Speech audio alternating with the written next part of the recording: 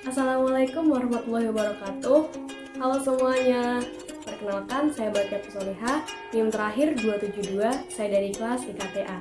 Di sini, saya akan melaksanakan praktikum acara yang kedua mengenai pengambilan darah, nekropsi, dan vaksinasi pada unggas.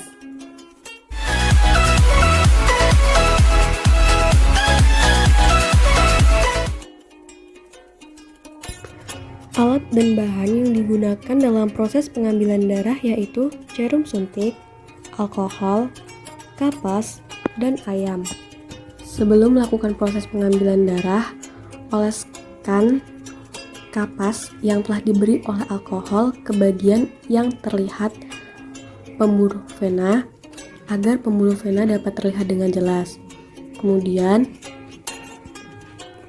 suntikkan jarum suntik ke vena trachealis dan tarik secara perlahan untuk mengambil darahnya.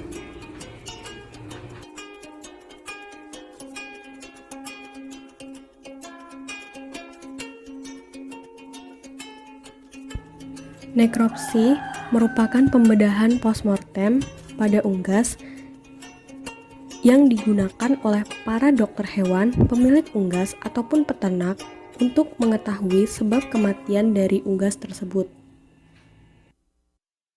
Alat dan bahan yang digunakan dalam proses nekropsi yaitu cutter, gunting, latex, dan pisau. Sebelum melakukan nekropsi, hal yang pertama dilakukan yaitu menyembelih ayam. Proses menyembelih ayam harus dilakukan dengan menggunakan pisau yang tajam dan harus dapat memutus 3 saluran, yaitu saluran pembuluh darah, saluran pernafasan, dan saluran pencernaan.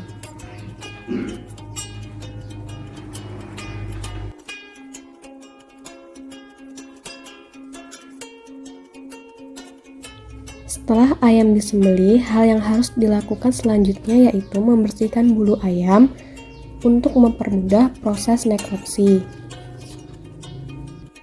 Setelah ayam bersih dari bulu, kemudian dilakukan pemeriksaan tubuh ayam dengan cara mengamati seluruh permukaan tubuh apakah terdapat kelainan atau tidak. Kemudian memeriksa kaki ayam apakah terdapat luka, memar, pembengkakan, atau perubahan warna kulitnya. Setelah itu, memeriksa bagian kepala dengan cara mengamati bagian kepala, mulai permukaan mata, hidung, dan membuka rongga mulut apakah terdapat lendir atau padatan seperti keju atau tidak.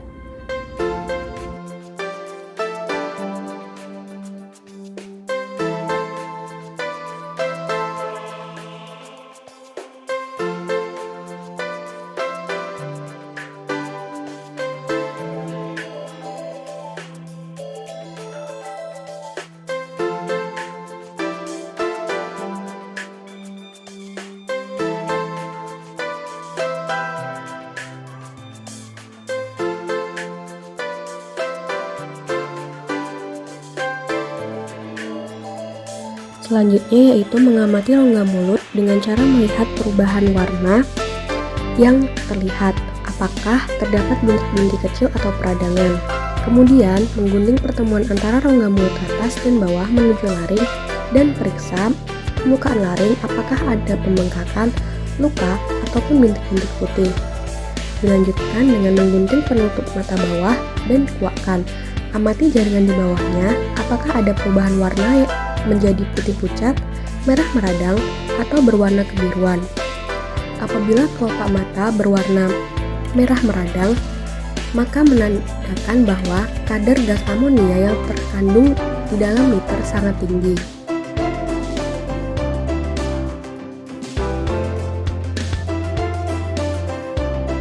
Kemudian memeriksa subkutan kulit dengan cara membuka penutup tubuh yang dimulai dari ujung tulang dada ke arah lateral, anterior maupun posterior, hingga seluruh kulit terlepas dari rongga dada, perut, sampai leher. Kemudian amati apakah ada memar, luka, ataupun pendarahan di dalam.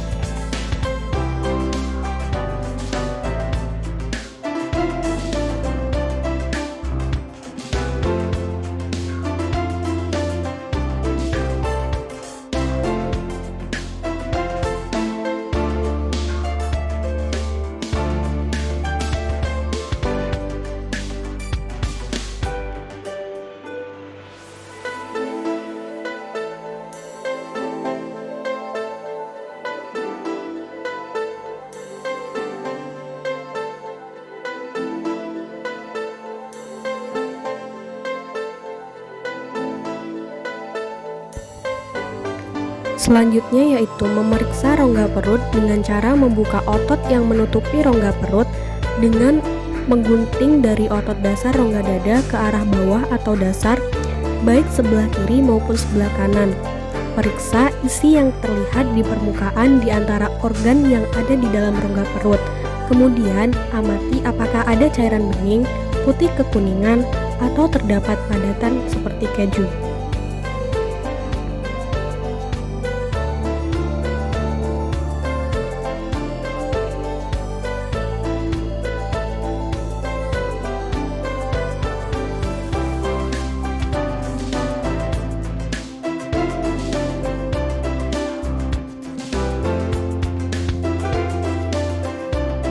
Memeriksa hati dan limfa dengan cara mengeluarkan hati, kantong empedu, dan limfa dengan memotong alat penggantungnya yang menempel pada duodenum dan memeriksa perubahannya.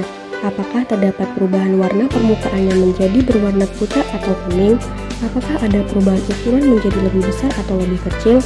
Apakah terdapat bintik-bintik merah atau radang? Apakah terdapat laput putih? Apakah terdapat fosfat kuning tua? Dan apakah jika ditekan rapuh?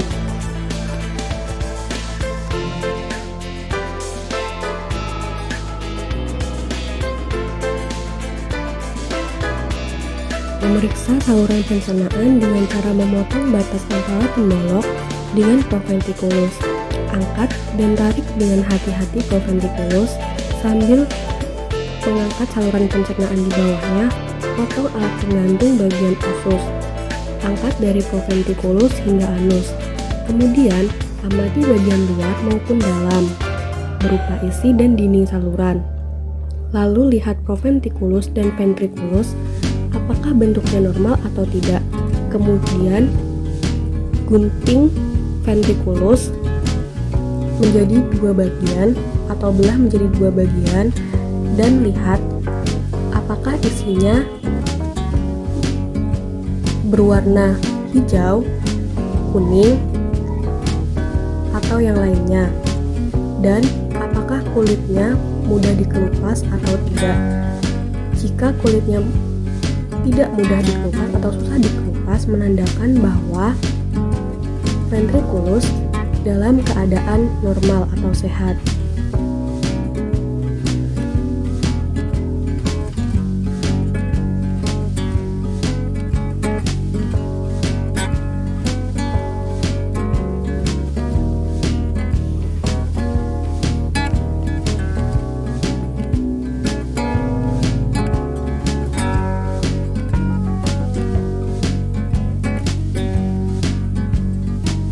Kemudian amati bagian dalam ventriculus atau proventriculus, apakah terdapat lecet atau peradangan.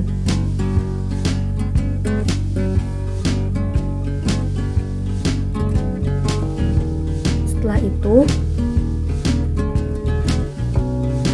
buka dan amati bagian usus dan lihat isinya, apakah terdapat peradangan atau tidak. Apakah isinya encer, berdarah, berisi cairan berwarna kuning, atau berisi pakan yang masih utuh.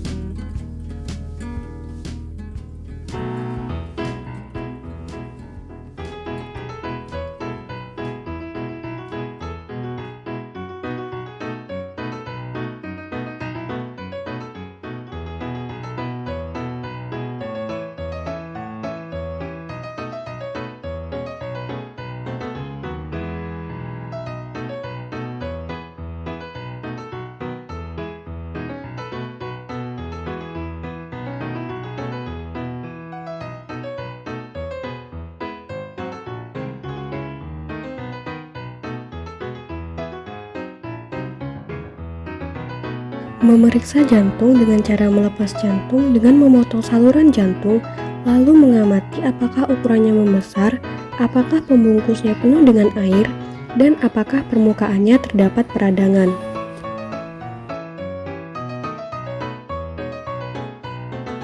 Memeriksa organ reproduksi apakah organnya lengkap atau tidak dan adakah perubahan bentuk serta warna pada organ-organ reproduksi yang dimulai dari ovarium hingga kloaka.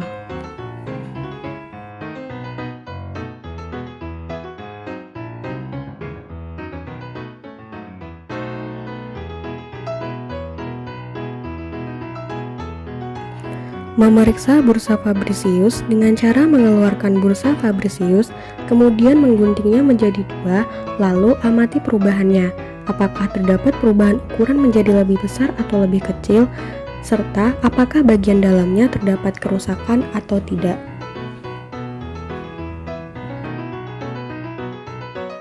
Memeriksa paru-paru dengan cara mengeluarkan saluran pernafasan mulai dari trakea, bronkus, dan paru-paru, kemudian mengamati apakah ada perubahan atau kerusakan seperti peradangan dan apakah jika ditekan mengeluarkan lendir atau tidak. Selanjutnya yaitu dilakukan uji apung dengan cara memasukkan paru-paru ke dalam ember berisi air. Lalu, amati apakah paru-paru mengapung atau tidak. Jika paru-paru mengapung, berarti paru-paru dalam keadaan normal karena berisi udara.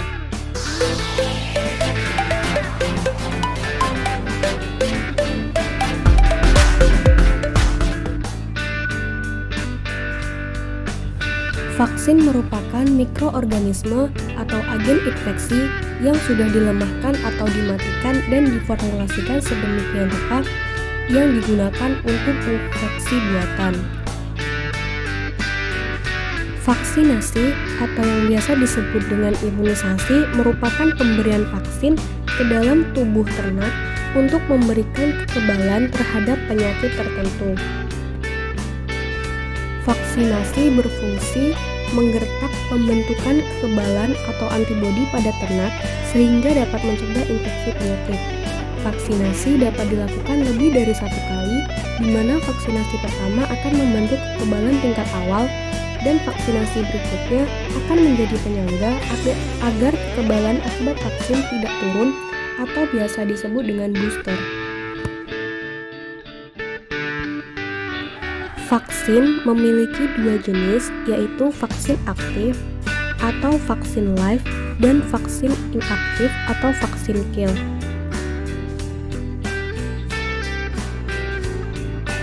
Vaksin aktif merupakan vaksin yang berisi agen penyakit atau mikroorganisme hidup yang telah dilemahkan. Vaksin aktif menggertak kekebalan tubuh yang bersifat lokal di permukaan mukosa sehingga penyerapan yang terjadi dapat menjadi lebih cepat. Umumnya, vaksin aktif berbentuk kering beku dan harus dilarutkan menggunakan larutan tertentu terlebih dahulu. Vaksin aktif diberikan secara langsung atau oral melalui tetes mata, hidung, mulut, telinga dengan metode air minum dan diinjeksikan melalui suntik otot dan sayap. Vaksin inaktif merupakan vaksin yang berisi mikroorganisme yang telah dimatikan menggunakan metode-metode tertentu seperti sinar panas, radiasi, dan bahan kimia.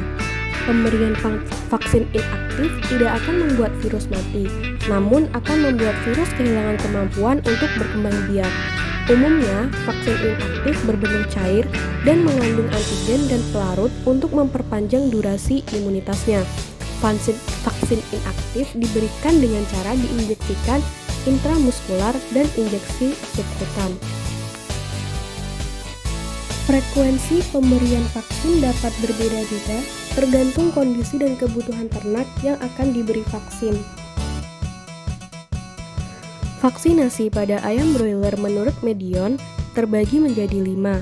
Yang pertama, vaksinasi ND yang dilakukan 1-2 kali pada minggu pertama atau kedua. Yang kedua, vaksinasi Gumboro yang dilakukan 1 kali pada minggu pertama atau kedua. Yang ketiga, vaksinasi AI yang dilakukan 1 kali pada minggu pertama atau kedua. Yang keempat, vaksinasi IB yang dilakukan 1-2 kali mengikuti program vaksinasi ND. Dan yang terakhir, vaksinasi influenza yang dilakukan 1 kali pada minggu pertama atau minggu kedua. Vaksinasi pada ayam petelur menurut Medion terbagi menjadi 8. Yang pertama, vaksinasi ND yang dilakukan 4-5 kali pada minggu ke-1, 2, 4, 5, dan 2-3 minggu sebelum masa produksi. Yang kedua, vaksinasi Gumboro yang dilakukan 2 kali pada minggu ke-1 atau kedua dan 2-3 minggu sebelum masa produksi. Yang ketiga, vaksinasi AI yang dilakukan 3 kali pada minggu ke-1, 2, 4-7, dan 2-3 minggu sebelum masa produksi.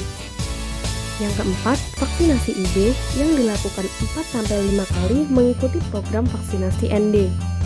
Yang kelima, vaksinasi influenza yang dilakukan 2 kali pada minggu ke-6 dan ke-10. Yang keenam, vaksinasi IBD yang dilakukan 1 kali pada 2-3 minggu sebelum masa produksi. Yang ketujuh, vaksinasi ILT yang dilakukan 1 kali pada minggu ke-8. Dan yang terakhir, vaksinasi VOX yang dilakukan 1 kali pada minggu ke-8. Sekian penjelasan yang dapat saya sampaikan. Semoga dapat bermanfaat. Terima kasih. Sampai jumpa.